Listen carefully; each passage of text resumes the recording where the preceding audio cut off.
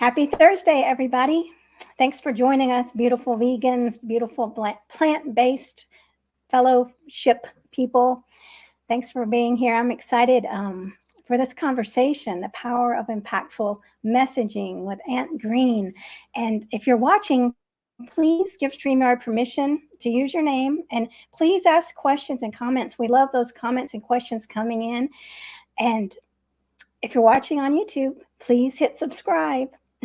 This is going to be available. Share it with all your friends, because we got a lot of great wisdom. We've been talking, and we can't wait to explore what is unearthed here. So welcome, Aunt. Tell us about you, and tell us where you're joining from, and everyone else, where are you joining from? Yeah. So thank you very much for having me. It's fascinating, because even before the live stream, we were having a conversation, and we were going like, we need to stop, we need to save all this good stuff. But I am Ant Green, currently calling in from Cardiff in the UK. I run Motion Manor, which is a vegan-founded ethical animation studio. And that's pretty much me in a nutshell. Wow. So how long have you been doing Motion Manor? Motion Manor is quite young. We incorporated last January, so around 19 months, I think. Okay, wonderful. Yeah. Well, so tell me about your vegan journey. Did you grow up with vegans or vegetarians, or any kind of influence as a child? Or, I mean, because I didn't, and I'd love to hear, My influence as a child was the furthest from vegan that you could possibly imagine. Where do I begin? It's a long story. My transition to veganism was slow. It very much was it was a transition over years. It wasn't a one day I changed. I had that pivotal point, but at numerous points in my life. And I grew up very much in a family, family in the West Midlands in the UK, and it was your traditional home cooked meat, veg kind of thing. I remember graduating and getting into the gym, and my meat intake was through the roof. It was, in hindsight, I remember going through phases where I was maybe eating 5 kilogram plus of meat a week, it was intense and it was expensive. But this was because that's where I got my protein from, and this is what everyone else was doing. But eventually I started learning more about the health side of things first. For me, my transition was health related, and the compassion came later, which is a story that I hear more frequently, where I had a few minor health related issues, and it kind of opened my mind towards being a better version of myself health wise. And that's when I started learning about the benefits of a plant-based diet. And I think it was the word plant-based that gravitated me towards it beforehand. So eventually I cut out red meat, and then slowly went pescatarian, then from pescatarian to vegetarian. And then every step of the way, I learned something new that I couldn't ignore. And I then went a step further until eventually I went vegan, and I've just never gone back. And what was interesting was, when I actually went vegan, as I mentioned, I considered myself plant-based for around 2 years before I said I was a vegan. And I think it's because it took me that long, not that necessarily that long. When I stopped eating meat, I developed a lot more compassion for animals in a way I hadn't before. So beforehand, I had a lot of these, let's just call them surface level arguments, where you've heard somebody else say something. So at some point in my life, I've probably said, where do they get their protein from? That's probably something I'd have said 7 years ago. Whereas as the more I learned around it, the more I actually started to consider myself more of a vegan, because I actually started to feel a lot more compassion to animals in a way I never had before, by taking myself out of the equation and stopping eating meat. Well, that's interesting. And so when did you call yourself a vegan? Because I know we were talking about that. I mean, there's a lot of people that get angry at, they feel frustration because their partner, they doesn't want to say vegan, right? And that was kind of like you were, maybe, Tell me about that. So I started calling myself a vegan probably it was around the foundation of Motion Manor, so around the turn of 2019, 2020, so very early last year. Was when I actually started calling myself a vegan publicly. And there are a few reasons for it. Originally, I was using the term plant-based. And this is going to get into our conversation of messaging and what we're going to be talking about. But I had a stigma in my mind of what a vegan was. So I didn't want to be a vegan, because my perception of what a vegan was formulated from my encounters with vegans over the years that I actually ate meat. So I put it off for a very, very long while. And so what did you think about vegans? Because that perception was something you didn't want to be. Yeah. And who were vegans to you when you were looking at them? So growing up, as I mentioned, going through this phase when we're in the gym and eating a lot of meat, I had very rare encounters with vegans. Actually, I knew quite a few vegetarians growing up. And for me, it was something I'd never considered, because no one in my family was vegetarian. Not a single person. It's definitely not vegan. So my encounters with them were very minimal. But what I did see of vegans was very limited. It was dictated by the news or YouTube or Facebook. And typically when vegans are in the news, they're portrayed as very confrontational. They're doing activists here and shutting this down for this reason, how inconvenient of them. Oh, they've started some form of protest here, or they're very confrontational, they're very divisive, and they're very attacky of, oh, you need to do it this way because of A, B, or C. So you build an image in your head of what a vegan is, and it's not a positive image. So when you're going through that shift, you actually do what you can for a long while to not identify with that group identity. Yeah, I see that too, because sometimes I feel hesitant to say I'm a vegan. I would tell, like, my friends will say, oh, she's vegan, to the waiter or something. And I'll say, listen, I don't want to use that term really, because working in restaurants, I never wanted to wait on high maintenance people, and I wanted to do it as smoothly as I can with the waiter or the waitress, right? So and not be a burden or have them immediately feel that, gosh, here comes the vegan with all these requests, right? Yeah, I attended a wedding recently, which, I mean, it's not a bad example, because I absolutely loved the wedding and they were really, really receptive. But even they joked when they were like, so dietary requirements, and I was like, I'm vegan. And even they joked like, oh, not another bloody vegan. And it was done colloquially, but even you are right. And it's because the problem with a singular word is it means different things to so many people. So I could have so many positive associations with what it means to consider myself vegan. But to, let's say, meat eaters in particular, they won't necessarily, or I'm gonna make an assumption that the majority of them don't necessarily have positive associations with what it is to be a vegan. So therefore, when I use the word and they use the word, the intention is completely different. So I can control how I use it, but I can't control how other people are going to interpret the meaning of that word, which is where a lot of people steer away from wanting to use it, because people respond in completely unpredictable ways, which is really, really fascinating. That one person might be go, oh, okay, that's really fascinating. What inspired you to do that? And then there's other people like, oh, where do you get your protein from? And it's just like, oh, here we go. And you get very different responses.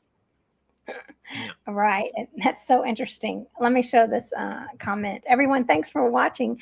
I call myself a whole food plant-based vegan. Even though I was vegan, I had a problem with the term vegan. Yes. I mean, I think probably all of us can relate to having issues with that. And online, we were talking about earlier about the online messaging. If there's someone is posting from family or friends, oh, I can't wait for this barbecue. We got the best, this best roast. And then if we start to message there, because this is what we're talking about. I mean, how do we go about that? What would you say about, like, if I'm going to start writing a message to my friends saying, I can't wait for this big roast that we're cooking. And I want to say, wait, I want to set them straight. what would you recommend about this, impactful messaging, doing that here? What would you recommend to me? So this I find fascinating, and I want to preempt this so people don't just jump at me. This is just my opinion based on my experience. This is by no means fact. It's just coming from a place of belief that has served me. But with messaging and especially confronting people online, it's going to be quite a strong opinion, but I would go as far to say it is the worst possible method of activism that I can imagine. And I will expand on that. And the reason being is depending on how deep we want to go, one of the most confrontational things that you can do to another human being, regardless of philosophical lifestyle or beliefs, is to fundamentally challenge their identity and tell them that they are wrong. The same reason you wouldn't start an argument with a devout Catholic online and start challenging their beliefs as an atheist, because to challenge their identity challenges their existence and all of their belief systems, and that's a reality a lot of people don't want to face, because they're also not prepared for it, because they're not in a state of wanting to learn. So challenging someone when they are least expecting it is never going to change anyone's mind. The success rate of you trying to convince someone to be vegan by just outwardly messaging them online and by going, oh, this is horrendous and you should do this, is probably 0.001% of you actually changing their mind. And the reason being is because it's a direct attack on their identity. Whether or not we believe that their beliefs are correct or the right way to live, it doesn't change the fact that they believe it and they believe it to be right. So we really have to pick and choose our battles in terms of how we communicate with people from an actual activism standpoint. So we are spreading the word in some way and trying to grow the message and the movement, but doing it in a way that doesn't reinforce the group identity of vegans being belligerent and arrogant and pushy and that sort of thing, because that's the problem, is it actually drives people further away from change because it reinforces their belief of who they currently are. That makes a lot of sense in the fact that about the defensiveness. Now we put them on the defense and they're really going to ground into their beliefs even firmer, and that's exactly the opposite of what we're trying to do when we do make these comments that are judgmental, or and not so I just wanted to find out, because a lot of people ask me that, what's the best way to comment on these things? And I think that to know that people they don't understand, right? They're used to calling this meal a roast, and that's not a personal attack on me. They're not trying to say, oh, look, vegans, we're calling it a roast because we want to attack you. That's what they grew up just like I did, in the past. Oh, well, here's the roast, right? And it wasn't anything against anyone else. It's what I was taught, So that's very important. Go ahead. Absolutely. So from a messaging point of view, I always look at it in terms of advocacy for the low-hanging fruit. It's because any change is positive change. So we have to be willing to work with and to communicate with people that are open to growth.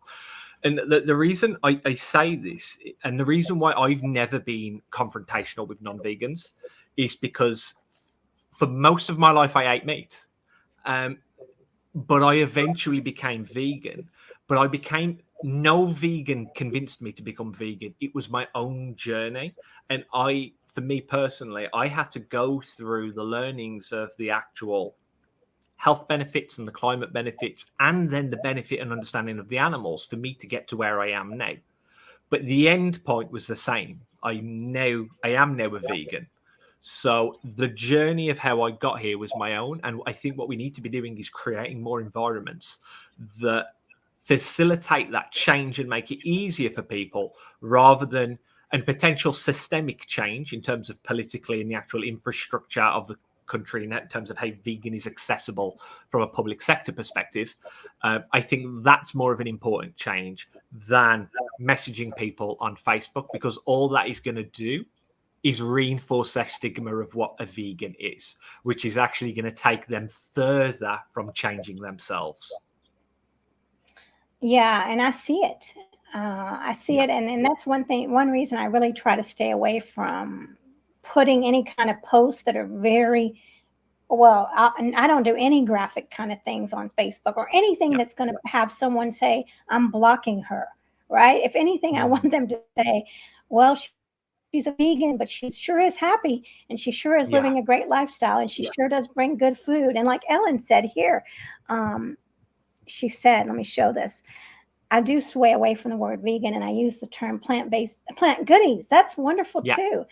Yeah. And that's awareness and that's messaging, right? That's a message that she's sending, one that's better, well received. So, and then Angela's here saying hello, happy to be here and nice to meet. Yeah, we're glad that you're here. Yes, and all of us are really working on our communication and the messaging. And so, what would you think if to make a change? You're saying that we need to. I really love what you're saying. Is really making me think about your path and how you were able to kind of read information along the path. And so it's almost like that would be a better way of messaging by saying putting out information about the climate and food, but in a delicate way, It's if we look at it culturally in terms of how things have changed over decades, if not hundreds of years, there's going to be a technical term for this, which somebody might know, but essentially the culture will shift with the majority. So the second the majority hits a tipping point, then certain things will change, because there are things from 500 years ago which were culturally normal and perfectly acceptable, and we look at now and we go, that was horrendous, how did we ever do that as a species? So what we need to figure out is, it's not a how do we convert anybody and everybody to becoming a vegan, it's how do we move the masses or the majority to a position where the welfare around animals is significantly better than it currently is. Because as soon as that hits a tipping point, it will then shift, which is why the plant-based food movement has grew so much in the last few years, because commercially speaking in the West, it is now far more profitable to run a vegan plant-based food brand than it was 5 years ago. So a lot of people have now jumped on that because it's past that commercial tipping point. And I think as people, what we also need to do is, from a messaging point of view, in terms of how we talk to people, psychologically, there's this concept called heuristics, which is essentially shortcuts that your brain will adhere to over time. So if something happens every day, our brain will create these heuristics that say this equals that. And that can be a good thing, but it can also be a bad thing. It's why advertising is so successful, because if it happens again and again and again and again, it creates a shortcut in the brain. What we need to do is realign the shortcut between vegan and what that word means. Because if culturally we can shift the image of what being a vegan is, it will get to that tipping point much faster. And I'm not going to say activism and all these things don't work. I think they are brilliant and they have their place. What I think is we need to pick and choose how we have those conversations with people. So directly attacking people on Facebook probably isn't going to cause any change in the grand scheme of the world. All it's going to do is leave us personally feeling very frustrated and angry. And it's probably going to annoy the person that we're communicating with as well. And all that has happened is we've just created a negative scenario with no positive benefit. Whereas I've always believed in creating almost like my own positive reality in terms of what it means to be vegan, and then letting that inspire or impact the people around me through curiosity. So I remember, when I originally went plant-based, and then my family would have, if you said to me years ago, will any of my family be vegetarian or plant-based? It would have been no, I'd have laughed. But what happened is when I went pescatarian, some of my family started eating a lot more fish and a lot less red meat. But then when I went vegetarian, they did the same. And I never pushed it on them. I never if anyone ever asked me why I was vegan or why this was happening, it'd be my reasons of my own. I'd avoid the conversation. I'd never get into because this many animals are dying, and this, even though I'm aware that it's existing, I knew that they didn't care about the answer. What they were looking for was a reason to prove me wrong. So because I went and got on my life and made positive changes by going vegan, it then inspired these other people to do the same that were close to me. So now my little brother is plant-based. My parents are eating a lot more vegetarian meals than they did before. It's whenever I go home and visit, there's always plant-based milk in the fridge. This wouldn't have happened 10 years ago. Or by living my own journey, but creating an environment where it wasn't confrontational, because their exposure to me changed what it meant to be vegan to them, because their assumption of what a vegan was different. But now I slowly changed it over time, if that makes sense. Yeah, it does. And I love that. And I just heard yesterday, I was talking to one of my coaching friends, my colleagues, and she was talking about when we were taking our classes and how we heard it, our job isn't to teach, but it's to inspire. And so that's what, it's what you're saying here. And I was thinking about that in the past couple of days. So it's really resonating with me. And, I think the path that the path of where you're inspiring your family and you see these little changes, it reminds me of something I just saw online. Someone saying, my family bought me a tofu bowl, but they bought themselves dead animals. How horrible. And for me, I think that was very respectful of your family. And that's a very one step closer to plant-based veganism, right? The fact that they're even willing. I mean, that's wonderful when your family cares about you enough. And so by saying that they're a horrible family, you're just going backwards. So hopefully that person didn't, hopefully that person had gratitude. And for me, I'd love to comment on some of these things, but I know that sometimes the commenting for me to say that it might be attack and make them more firm in their position again, so you got to be very delicate when talking to people. And on this endless online platform, messaging people is, like you just said, is the least effective. Yeah. From a business perspective, one of the things that because we're an animation studio, we work a lot with storytelling. So particularly the stories that organizations are trying to tell. And one of the major rules of just sales and marketing messages is people don't buy what it is you do. They buy the transformation you're going to offer them. So essentially, they're after an outcome. They're after an identity that they're going to attain. So it's our job to make sure that the identity that we're selling is a positive one. So if the identity of a vegan is negative, they're not going to buy it from us. So what we have to do is start when we're communicating with these people, with anyone really, where we're trying to persuade, whether we're trying to convince or whether we're trying to sell, we really have to look at what appeals to this individual, because the identity that they want to move towards is going to be fundamentally different to ours. And the reality is some people may never be vegan. It's just I don't want to say too far gone, but their identity is too far cemented. A lot of people don't want to change later in life because there's this, it's an investment term. It's called the sunk cost fallacy. The more you invest in something, the less likely you are to pull out, because it means admitting you are wrong. And the same happens with belief systems. People don't want to change belief systems at 50 years old because that means admitting that they were wrong for 50 years. And that takes a lot of courage to say, I can still change and I should. And it takes a certain kind of person to be open to that. So we have to really be looking at the people that are willing to change to achieve that critical mass of when is it going to reach a status of majority, so other people are willing to make that change as well.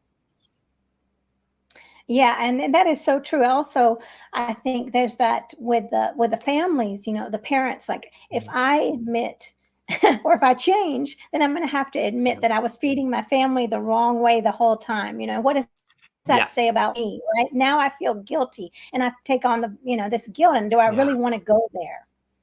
Yeah, absolutely. The biggest mistake I think one of the biggest mistakes we make as humans is use the example of a child. A child's learning to walk.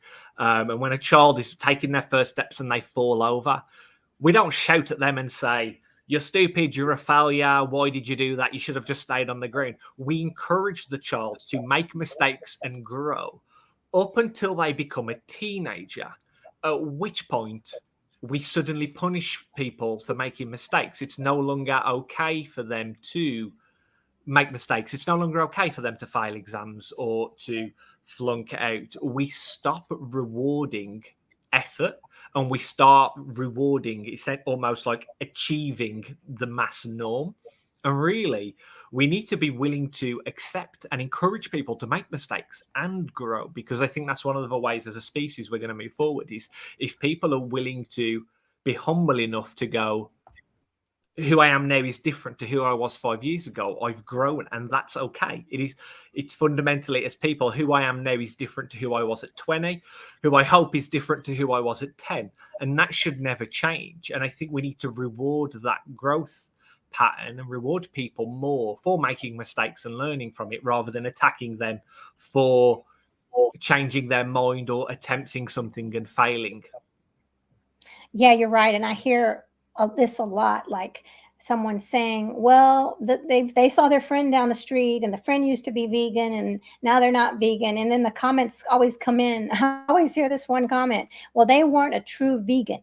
And so, I mean, there's so much of that, right? That like, I mean, this true vegan is up to here, and who is who's able to attain that? And if you don't attain this a true vegan status, then you're just the scum of the earth, right? And then I mean, all that bickering and all that fighting and all putting people down, it's like, oh my goodness. So so this person tried, okay? And why do we judge? Why do we immediately go into judgment? Instead of helping. Like if someone fell down on the street, would we start screaming at them, "Get up, you idiot"? We would run over there and help them get up. Absolutely. I think one of the drawbacks we have now culturally, and I think but partially relates to social media, is increasing division, where even if you look politically 100 years ago, where so people in politics would work together, even if they were on opposite sides of the bench, because the way to look at it was, we're all working towards the same goal, but we all believe there's different ways of getting there. We're on the same team. We just think there's different strategies. And the problem we have now, I think, due to the nature of media and the selling of fear, is it thrives on division. It wants to create an us versus them. And I think the more we enforce that reality, the more we actually go backwards. And I think we need to be willing to have more open conversations. And that sometimes means listening to people that we disagree with. And that is because at the end of the day, there are very few people here now that were born vegan. There are probably very few people on the planet that were born vegan and have been vegan their entire life. At some point in our life, we were meat eaters or we were vegetarian, and we changed in our own way. So we have to accept that of other people. Because they're not vegan now doesn't mean they won't be in 5 years or 10 years. And what we need to be doing is creating an environment where that transition is as easy and as accessible as possible. And then I think that's when we'll actually start to see real shift culturally.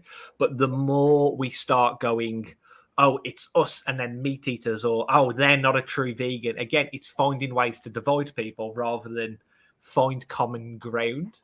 Because I think as soon as you can find common ground with somebody, then you're opening a pathway to have a conversation, because you're finding a way to go, oh, this person is actually like me, even though they disagree with me in some areas. And as soon as you realize that we're all a lot more alike than we actually think, the easier it is to listen and have conversations with these people. Well, that makes so much sense. And, talking about impactful messaging, I mean, then you're really having a true conversation and getting to know someone. And you're not judging, that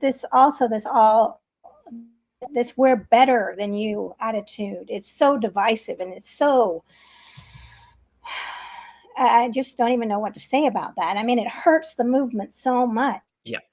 What I tell myself, or I try to tell myself, is because I've shifted to veganism over time. That doesn't make me better. It makes me fortunate.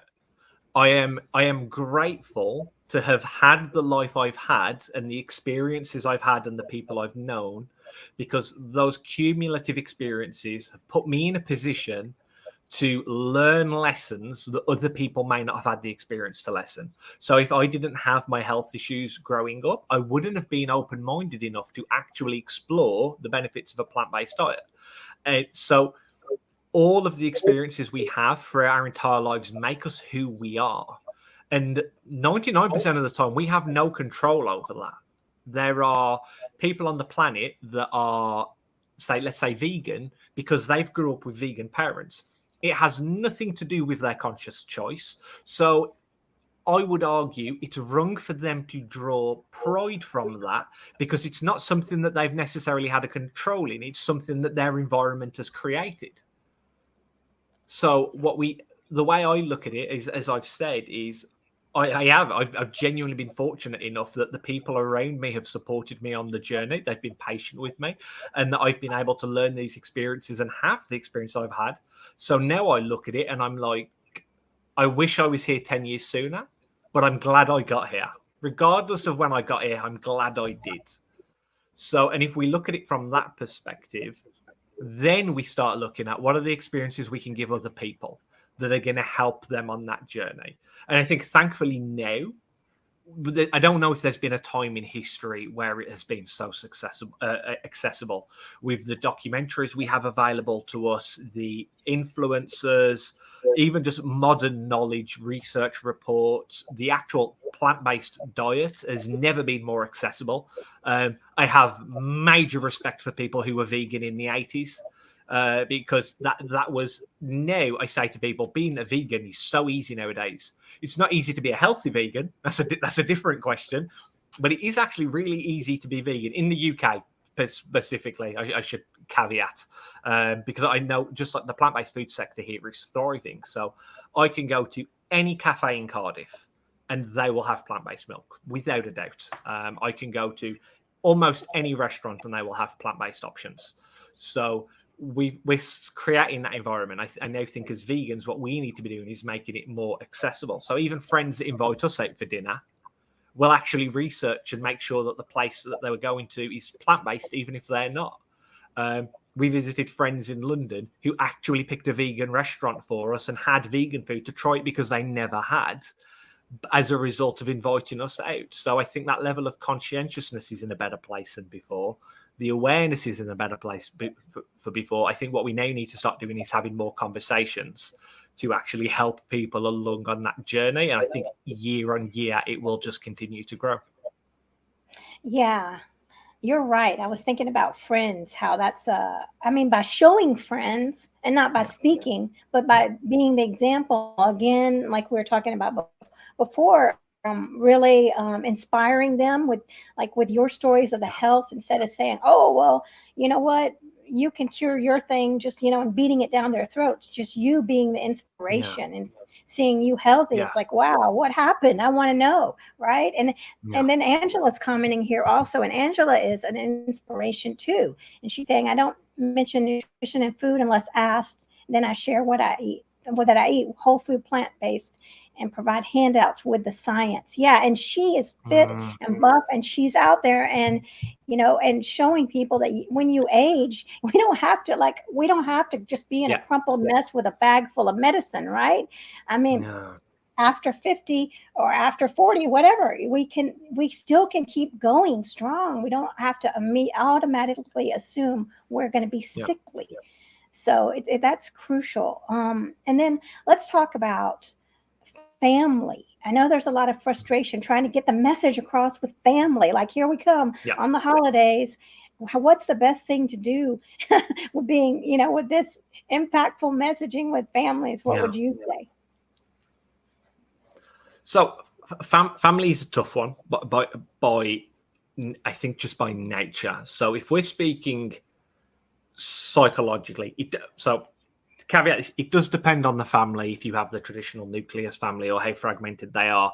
My family is very, very close. So I remember my upbringing in the West Midlands, we'd have family parties once a month. I had such a huge extended family that we were so connected. I remember we had parties constantly celebrating an auntie's birthday or an uncle's. And even now, we've got a WhatsApp group where my family communicate every single day. All my family back home, I think they live within a 10-mile catchment area. Everyone, except a few people. I've got one brother that escaped to the US. So he's currently living overseas. But otherwise, they're all really close. They're in really heavy communication. And I think the learning for me was there is love there. Like, even so, anytime I have someone say anything or a joke or a comment, that typically they're trying to get a rise out of me, because that's my family. So my family growing up, we would always bicker and fight and make jokes and like play with it, because that was our way of showing love to one another. So if someone is commenting on me being a vegan, it's a joke because they think it's funny. It's not genuinely an attack. My little brother bought us t-shirts for Christmas, and I think my partner's was I'm vegan from my head tomatoes, which he thought was hilarious. But when we had a Christmas meal around a year or two back, and we were quite hesitant, to be honest, because it was going to be a big family dinner. It was our first in a long while, and we didn't know how receptive people were going to be. Was there going to be comments or jokes? And I think we were making mountains out of molehills. And all we did was my parents asked what we were planning on doing. And we just said, don't worry about us. We'll bring our own main. If you're going to make this, fantastic. But we'll come, but we'll just take care of ourselves. Because I think the first barrier is imposing on other people. When you're saying to someone, yes, I will come and you have to cook this for me, I think then we're potentially coming from a place of entitlement, because at the end of the day, no one has to cater to us. It's we are making these decisions, whether we think they are right or not. They're decisions that we're making. So then whether we follow through with it or not is our responsibility. So we can't impose on anybody. So I've always gone in with the expectation that I will look after myself. Me and my partner will look after ourselves. If we're going to somewhere, if we're going to a families and they're having a family meal, we will offer to cater for ourselves first out of politeness, because I don't want to impose on them. And that I find has always helped, because then they will normally go, oh, no, don't worry about it. We went to a pre-wedding meal a little while ago, as an example, and the restaurant that was picked didn't have a single vegan option on the menu. So we just went, that's fine. And we just ate beforehand and then just met everyone there and just had drinks while everyone else ate. It didn't bother us. Rather than kicking up a fuss and then being known as the angry vegans trying to enforce their way and rescheduling a meal that had been arranged with 30 people, we just went, we'll just eat on our own and then come join you. It's not a problem. With family, I would say, again, the biggest thing that I did was just focus on myself and not other people. And by trying to be my best self, whether that was in health, fitness, life, business, I think that had more of a positive impact on others than me going, oh, well, did you know this? And this actually causes this. And red meat's one of the highest causes. One of the highest carcinogens on the planet. And because people, unless they're receptive to it, they don't care. One thing I actually used for a while, where if people near me would go, oh, well, why are you vegan? I could normally tell by the tone of their voice what their intention was. And I would normally respond with, out of all due respect, I would tell you, but in my experience, you don't actually care about the answer. You just want to find a reason to prove me wrong. And what a lot of people will then do is it will immediately open their eyes, because what they will then do is go, oh, no, I wasn't. I was genuinely curious. That's why I asked the question. At which point they will force themselves to sit there and listen to you open-mindedly. So just by refusing to rise to their response, because when they say to me, oh, why are you vegan? They want me to go on a rant that they can then argue with. And that's typically what people do, because they want to reinforce their own identity. But by actually refusing to rise to it and go, out of all due respect, people, when they ask that question, don't normally care about the answer. They will then, what you're essentially saying is people who ask that question are ignorant. So then their mind goes, well, I'm not ignorant, so please. And then they will actually listen open-mindedly just by turning the question on its head. And then you can actually have a really constructive conversation. So when you go, oh, the highest emitter of carbon is this, or this many animals die, they'll go, oh, I didn't know that. And they will actually they will listen attentively, which is really fascinating just to use as a conversation tool.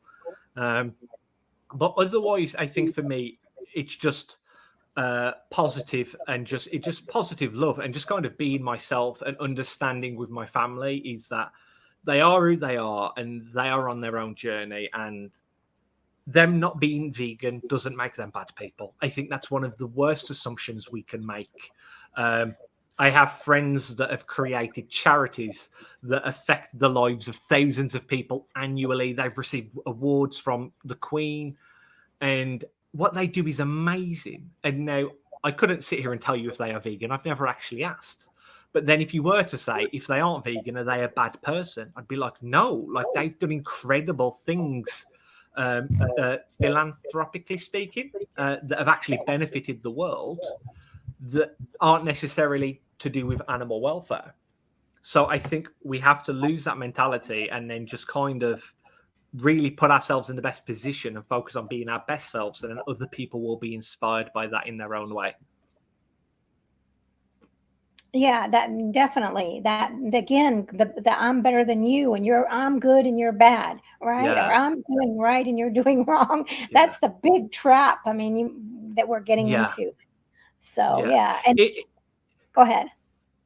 if when if for example you have family members who they have illness, so I mean the obvious ones that get thrown around a lot, diabetes, heart disease, and these things typically associated with like these really unhealthy processed meat diets and this sort of thing.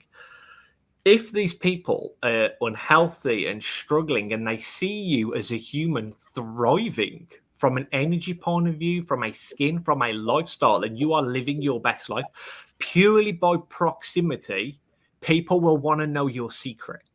So I've had this belief my entire life. Well, probably not when I was one. I think since around 20, since around 20 years old, I've always had this goal to be my best self. And that's always been the goal, is to just continuously pursue a better version of myself. So I think just by having that as a long-term goal in whatever shape or form, whether it is health, whether it is business, whether it is relationships, I think being vegan was inevitable. I think if you're truly on that journey of going, I'm just going to focus on being the best person I can be, I think if people sincerely pursue that as a goal, it's inevitable that one day they will become vegan, because it will open them to a level of awareness and compassion that is just unavoidable. And I think when you make that change, people around you will go, well, what are they doing? And that opens them up. When they start seeing you as a role model and not an antagonist, then they will listen to you. And I think that's really what we need to be focusing on. Yeah, that's a great point. Role model and not antagonist. Definitely. I love Yeah. that. And Ellen's asking if you can repeat your response to why are you vegan? So does that change depending on who you're talking to? Why are you vegan? Yes. So if a vegan asks me, I don't know.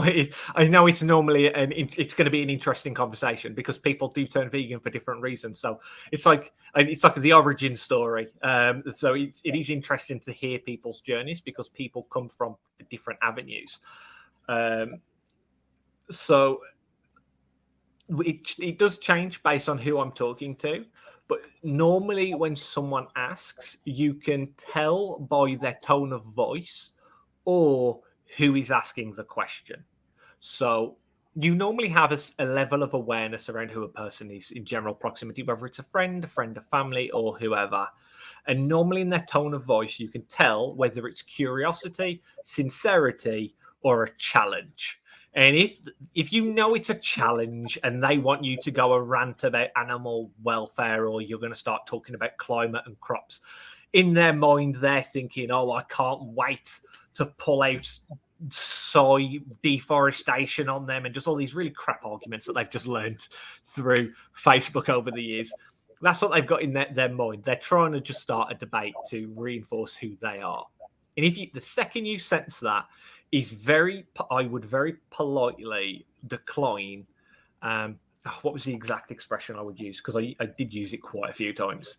It was something along the lines of, with all due respect, it's not a question I like answering, because typically I find when people ask the question, they don't actually care about the answer. What they're just trying to start is a debate.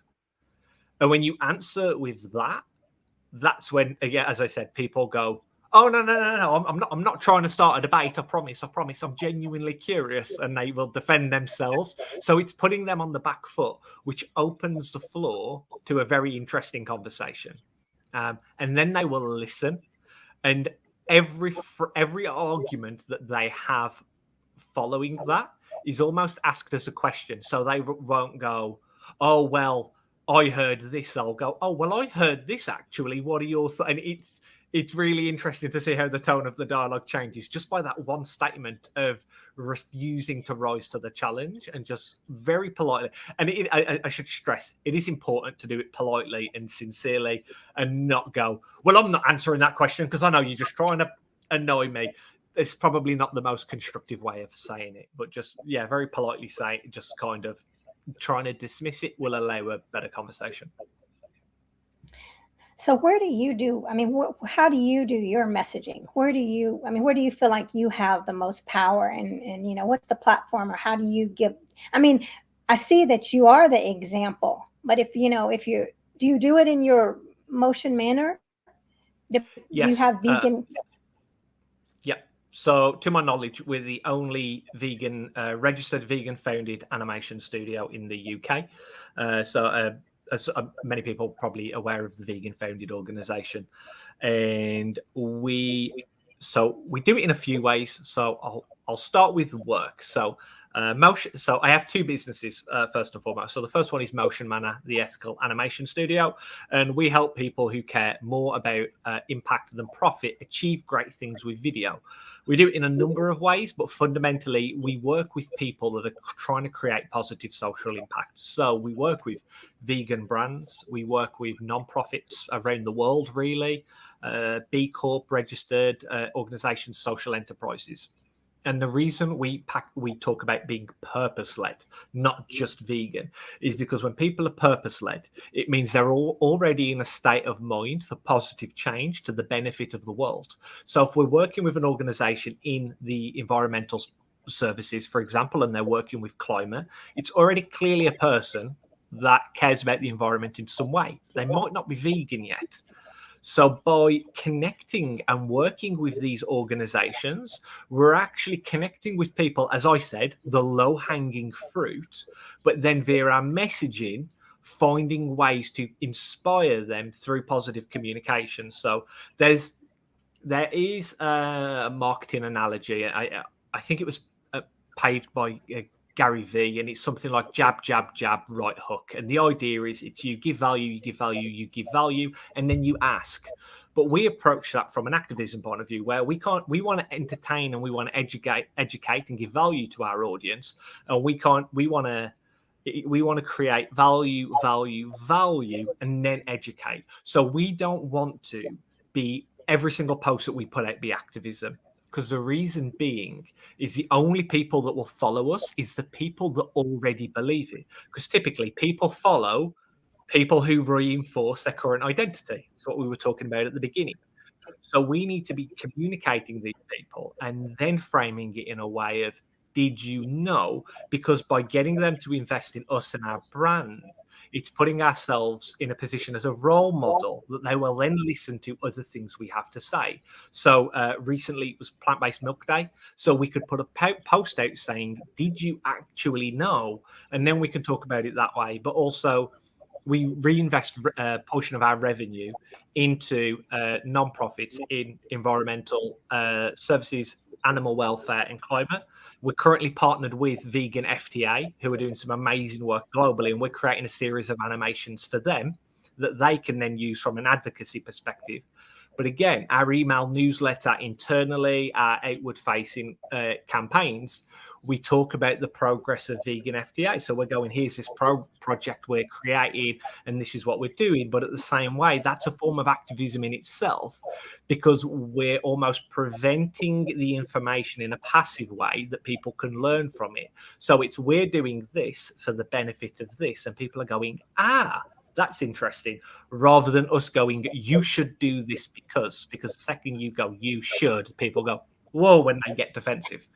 So professionally, that's one of the way through Motion Manor. The second business is, I'm also a business coach. So I work, again, this is, I'm currently in the process of defining my message. But again, I'm working with a similar style of entrepreneur. I'm working with purpose-led founders that are creating, or they have a mission where they're going to create some form of positive social impact. And again, the reason I like working with people who really care about the climate is because, I won't use the term vegan, but plant-based is intrinsically linked with that. There is undeniable evidence that going plant-based benefits the climate and the actual fight against climate change. So again, there are already people that are really receptive to that positive change. So yeah, that's it from a business perspective in terms of how we do advocacy through our work. And then again, the organizations we work with, because we do love working with vegan brands and sharing their message as well. And that's so good that, I mean, I love the way that you realize that you don't want to be only around vegans, right? You want to be around, like you're saying, the low-hanging fruit, the people that already are open to wanting to change, right? Maybe they just don't know how the food contributes to everything, you know, to this whole, it's all related. So that's impactful. And you reminded me again of what I need to do, like on social media, not to just post vegan, but to post a lot of different things, because I have friends that are not, you know, I will say they're pre-vegan, right? And so they don't want to be barraged all day long with that. They want to see other stuff too. And so that's one thing that I'm glad you reminded me, because I can lose them easily. I mean, they can easily say, I don't want to see her. So that's very important. Even in our messaging, we do talk about, so again, from a climate perspective, we do talk about that going plant-based is probably, it's going plant-based, interestingly, is the second biggest thing that an individual can do in fighting climate change. Number one is don't have children, which a lot of people don't actually like that. But if you're trying to fight climate change, number one is actually don't have kids, because that's going to drastically reduce your future carbon footprint. But then second is actually go plant-based. So by working with a lot of these people, we can talk about that. And again, we don't necessarily preach the identity of a vegan. We're not saying to people, you should be vegan, you should be a vegan. I don't necessarily, to speak candidly, I don't care about making more people vegan. I care about animals that are dying. It's got nothing to do with the identity I want people to adopt. I want you to stop killing animals. That's the problem. And if the world suddenly stopped killing animals for food, but nobody was using the term vegan, I'd be happy, because the outcome is the same. And that's the goal we're working for, is the reduction in animal cruelty at a completely ridiculous and unnecessary scale. What's important is we're helping people get there. So again, it's why, as you said, we don't enforce the word vegan regularly, because to many people it has different connotations, and we can't control how they're going to receive those connotations. So we have to frame it in a way that they're going to be open-minded to. Yeah, and you're right. And with this concentration, like you're saying, like really, oh, everybody's got to be vegan. We're not even we've lost sight of what it's about, right? About the animals. I mean, and that's a great point that you brought up, you know, and we're really like, a lot of times we're so caught up in our own ego. It's like, oh, I've got to change them. And that idiot won't listen, right? And you know, and then we're feeling like, oh, I want to kill someone, you know, I'm just like so angry. I want to blow up. And it's all about me. Did I get my ego fed? Right. And instead, again, we've forgotten about that. You're absolutely right. And even when you're on social, or whether it's posting for yourself for a company, the more you talk about, say, veganism, if you just talk about vegan with every single post, your following is going to be 100% vegan. So you're not converting anybody. Your message is completely falling on deaf ears because no one's listening. Because if there are certain things that a lot of people will disagree with, and you don't voluntarily follow people that you completely disagree with. That's not how we work. I don't go and follow people who have completely opposed views to me that I disagree with culturally, because I don't want to hear it. And it's the same. So we have to be able to have these conversations to encourage people, as we said earlier, to change. Yeah, and now I'm going to start doing more live streams on my personal page, just about, how happy I am, and but I really am happy. It's not a fake, but a lot of times I don't really do a lot on the personal, because again, and so then I'm not really keeping that audience. And I do have a lot of vegan feed, right? And you're right, I never thought about it, right? And some people just want to see the vegan feed all day long, but they're still wanting to make shifts, and that's not going to make a shift. And people are saying, I want to live in a vegan island. Well, how's that going to help the world? It might that's not going to solve any problems, the problem of animals dying. So if we're coming at it from, I think, just a place of kindness and understanding, we live in a very difficult world. In terms of, let's just say, the propaganda. It's the easiest way to summarize it. From the day we are born, we are conditioned, we are brainwashed. Everything, from every story we see, from every belief we are given, every advertisement we see on TV, from the day we're born, we're barraged with messaging of this is who you should be and this is what you should believe, whether it is family, whether it isn't. That's why, where you can live here in the UK and they're like, we love dogs are amazing, dogs are fantastic, and someone can fact check this. I apologize if I am wrong or getting this wrong, but if you go to Malaysia, they really don't like dogs. They hate dogs due to a rabies epidemic that they had around 2 decades back. So dogs in Malaysia, they're seen as rodents. They are hated. And how can two countries see the same, and when we're all people, so differently? And it is purely from the day we are born, we are conditioned to believe in our country that certain animals are food, certain animals are lovely, certain animals are bad. And in that country, they're conditioned the exact same thing, but with different animals. So if we actually start to raise our awareness, everyone we're talking to has had the exact same amount of brainwashing as we had growing up. It's not easy for people to change, because for the last 10, 20, 30, 40 years, they've been told this is right. People still believe that milk is a source of calcium, which is ridiculous in terms of actually what it does to the human body with osteoporosis. But they actually still think milk grows strong bones because of advertising in the 50s, 60s. I'm not completely sure, because of huge advertising. As a population, we believed smoking was great for decades before an overwhelming level of evidence came out and went, actually, we might have been wrong about this one. So the people we are talking to, it's not easy. Like, they've had a lot of brainwashing too. So they aren't going to change instantly, because, again, at the beginning we talked about heuristics. They're being exposed to heuristics, brain shortcuts every single day that is conditioning them. Whether it's people on Facebook telling them they're right, whether it's advertising on TV saying meat gives you protein, we are fighting almost a losing battle in that respect. So I think, as I said, we have to be patient and focus on the people that are going to be more willing to make that change. Yeah, you're right. You're right. And just move on from the ones that don't want to hear it. That's fine. Don't take it personally. Just go on and see, like compared to dating, right? You don't want to date everybody. You want to find someone that you have camaraderie with. So yeah. And Julius is watching from Africa. So thanks for watching. He's working hard over there. He's a young man. It's beautiful. And Angela's saying, I got deceived recently by a woman who promotes her health page, inviting me knowing I'm whole food plant basic.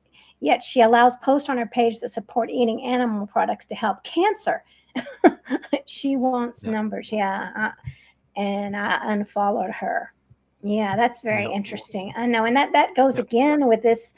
And, if you look at the website, if you watch What the Health and you see how all these big corporations, I mean, Yeah. diabetes and cancer Yeah. society, and yet they're working with Yeah. McDonald's and all the beef industry and the yogurt, Yoplait with Yeah.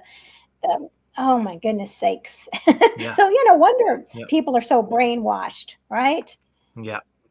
It's not So it sounds bad, but in certain ways, we almost have to play that game. So the reason I do what I do, the reason we're in animation and storytelling is this. We ran. My partner and I ran a book club for a little while. We got super hooked on psychology, and we were looking at the psychology of people, and that's why I'm fascinated by identity and what makes us function, because we got really hooked in figuring out what makes us tick. And fundamentally, what we found is who we are as people is we're a product of every experience we've had since the day we were born. Our parents, our family members, our friends, all the encounters we've had have somehow instilled beliefs in us and values, positive or negative, that have made us who we are today. So the stories we've been told our entire lives are a culmination of where we now are. So if we actually do that since the beginning of time, the stories we have told as a species have got us to where we are now in 2022. So if logically the stories that were told have got us here, the stories we now tell will get us to where we need to go. So messaging to me is one of the most powerful ways of actually moving the vegan movement forward, in choosing how we spread that message, because again, the stories that we tell now are going to determine where we're going to be in 50 years, 100 years. So like when recommending documentaries to people or films to people as an example, I don't even mention veganism or plant-based.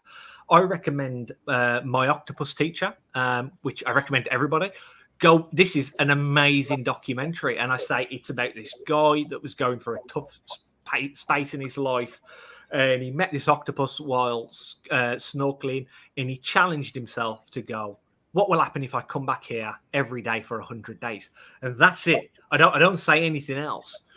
But that documentary alone will give people a level of awareness of the sentience of animals more than any vegan argument ever could.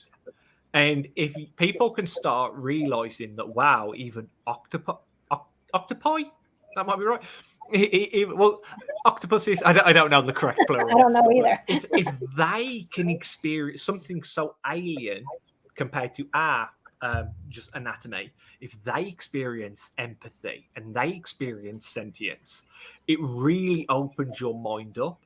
But if you go to someone, oh, you're not vegan, you should go watch this documentary, they go, I'm not going to watch this documentary because it's going to turn me into a vegan. But if you actually just kind of, oh, you're having health problems, you should watch this documentary, it's really interesting, people will be like, oh, cool, because people love film recommendations for like just a weekending. So again, it's a really simple way where you can let stories almost do the work for you. Well, that's a great tip right there. I'm going to start using it. It makes so much sense because the story is so warm, and I've seen how that documentary affected so many people. So definitely. Yeah. And wow, this has been we're running out of time here. Well, I guess we're going over, but that's all right. I'm just very thankful for all of this. But tell if you have any final thoughts, and make sure you tell everyone where they can find you, and if they're looking for someone like you with the business coaching and your movie Motion Manor. Motion Manor. I know I was getting it wrong. Yes. Motion Manor. Tell cool. Everyone where they can find you, because this has been so insightful with that that sense of persona that you were talking about. I don't think that was the right word. What was it? Sense of identity. Identity. Yeah. Yeah. I think if there was any takeaway, I think I learned there's a classic book on communication. It's like I think it's How to Win Friends and Influence People. It's considered a classic in the business world for communication, Dale Carnegie. And I think one of the big lessons in there that was a real takeaway for me was the biggest insult you can ever give someone is to tell them they are wrong. And I think for me personally, once I learned that and I started using it in communications, in meetings and with clients, it really changed the fluidity and open-mindedness of a conversation. And I think that for me is a huge takeaway. So the most difficult thing you can do is try and change someone's identity. They have to get there on their own. And I think as vegans, if we just focus on our own journey and being our best selves and living our own lives, I think that in itself will create positive impact in the influence of those around us. So a random person that we're connected to on Facebook is never going to listen to us. But you know what? Over time, your brother might, or your cousin, or a relative, or a close friend. And I think even like my partner's fantastic for this. I'm very blessed that she's an incredible cook. So she, in terms of the food that she creates, she's a wizard. And one of my favorites is a pumpkin pie. I could eat this pumpkin pie every day, hands down. And just even like treating people we know and saying, like, I'll come round and have a cup of tea and be like, oh, do you want a slice of pumpkin pie? And then giving it them. And they're just like, oh, this is incredible. And it's got like whipped cream with it.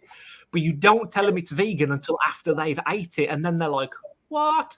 And it's, well, I've had people in the past who you go, oh, do you want this? It's vegan. And they're like, oh, no, sorry, I don't eat vegan food.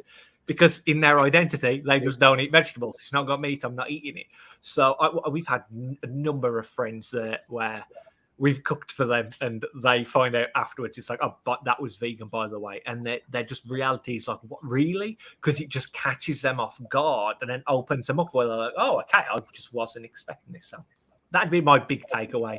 In terms of connecting with me, I think easiest way, I mean, my email is just, so it's anthony@motionmanor.co.uk, or connect with me on LinkedIn or Facebook. So that'll be Ant Green. And I'm more than happy to have conversations. I think this conversation has been fantastic. I can talk psychology all day. It fascinates me. So however I can offer value or help people. And it's the same for the coaching as well. You can reach me via the same channels. Well, thank you. Yeah, this has been fascinating. I love to hear about the psychology of it. And you brought in such new insight that I love. And really how people are so ingrained in that persona that they have is something to really think about, their identity. And it's not something that we can shift easily. Yeah. I mean, nobody's going to shift my identity easily. I can tell you that. So, yeah. There isn't a meat eater. There isn't a meat eater out there that could convince me to eat meat again. So if we apply the same logic, meat eaters probably feel the same way about veganism. So convincing them is not the answer. Yeah. Yes, they're on their journey. So thank you so much for this. It's been very insightful. And thanks everybody for watching and the wonderful comments. Share this because this has been very powerful. So share it on Facebook. Thanks, Ellen. And I'm not sure who, maybe that is Nancy. I'm not sure, but Angela, anyway, Julius, everyone, Nancy Love, if that's you, whoever's watching, thanks. And thank you so much, Ant, for this great time. No, thank you very much for having me. It's been a pleasure. Bye, everybody.